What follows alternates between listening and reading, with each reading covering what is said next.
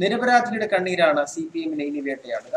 പെരിയയിൽ അക്രമസംഘം ലക്ഷ്യമിട്ടത് ശരത്ലാലിനെ മാത്രമായിരുന്നുവെന്ന് സൂചന. കൃപേഷിനെ വധിക്കാൻ ഉദ്ദേശം ഉണ്ടായിരുന്നില്ല. എന്നാൽ ശരത്തിന്റെ കൊലപാതകത്തിന് ദൃക്സാക്ഷി ഇല്ലാതിരിക്കാൻ കൃപേഷിനെയും കൊലപ്പെടുത്തുകയായിരുന്നു എന്നാണ് അന്വേഷണ സംഘത്തിനുള്ള വിവരം. കേരളത്തെ നടുക്കിയ ക്രൂരതയാണിപ്പോൾ പുറത്തുവരുന്നത്. താലിബാൻ മോഡൽ കൊലപാതകമാണ് നടന്നത്. ഫോട്ടോ ചില്ലിട്ട് വെപ്പിക്കും എന്ന സമൂഹ മാധ്യമങ്ങളിൽ പരസ്യമായി പോസ്റ്റിട്ടു ശിക്ഷ വിധിച്ച് നടപ്പിലാക്കിയ ഒരു കൊലപാതകം. ദൃക്സാക്ഷിയെ കൂടി വകവരുത്തിയ മൃഗീയത. മഹീന്ദ്ര സൈലോ വാഹനത്തിലാണ് ക്വട്ടേഷൻ സംഘം എത്തിയത്. കാസർഗോഡ് രജിസ്ട്രേഷനുള്ള വാഹനം പോലീസ് കസ്റ്റഡിയിലെടുത്തു. കൃത്യം വഹിച്ചത് 3 അംഗ സംഘമാണെന്നാണ് പോലീസിന്റെ നിഗമനം. ഇവരുടെ അറസ്റ്റ് ഉടൻ രേഖപ്പെടുത്തും എന്നാണ് സൂചന. CPM Periya local secretary M. പീതാംബരനെ പോലീസ് അറസ്റ്റ് ചെയ്തിരുന്നു. സംഭവത്തിൽ മുഖ്യ സൂത്രധാരൻ കൂടിയാണ് CPM ലോക്കൽ കമ്മിറ്റി അംഗമായ പീതാംബരൻ. ശരത്തും കൃപേഷും സഞ്ചരിച്ച ബൈക്ക് പിന്നിൽ നിന്ന് ഇടിച്ചു വീഴ്ത്തിയ ശേഷം ഇരുവരെയും സമീപത്തെ കുറ്റിക്കാട്ടിലേക്ക് വലിച്ചുകൊണ്ടുപോയി വെട്ടിക്കൊലപ്പെടുത്തുകയായിരുന്നു.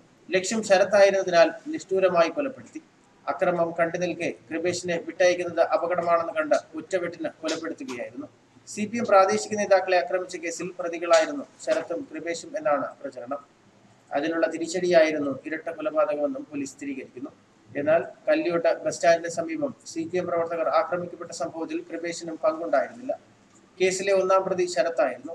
പക്ഷേ കൃപേഷും പ്രതി ചേർക്കപ്പെട്ടു. സജീവ കോൺഗ്രസ് പ്രവർത്തകനും ശരത്തിന്റെ ഉറ്റ സുഹൃത്തും എന്ന നിലയിൽ കൃപേഷിനെതിരെയും CPM പരാതി നൽകിയിരുന്നു. എന്നാൽ അക്രമസ്ഥലത്ത് കൃപേഷ് ഇല്ലായിരുന്നുവെന്ന് വ്യക്തമായതോടെ പ്രതിപട്ടികയിൽ നിന്നും പോലീസ് ഒഴിവാക്കുകയായിരുന്നു. സമൂഹ മാധ്യമങ്ങളിലൂടെയുള്ള വധഭീഷണിയുടെ പേരിൽ കൃപേഷ് മുൻ പോലീസിന് നൽകിയ പരാതിയിൽ CPM ലോക്കൽ കമ്മിറ്റി അംഗം പീതാംബരൻ, പ്രവർത്തകരായ നിതിൻ, അരുണേഷ്, നീരജ് തുടങ്ങിയ 6 പേർക്കെതിരെ കേസെടുത്തിരുന്നു. ഫോട്ടോ ചില്ലിട്ട് വെപ്പിക്കും എന്ന മറ്റുമായിരുന്നു ഭീഷണി.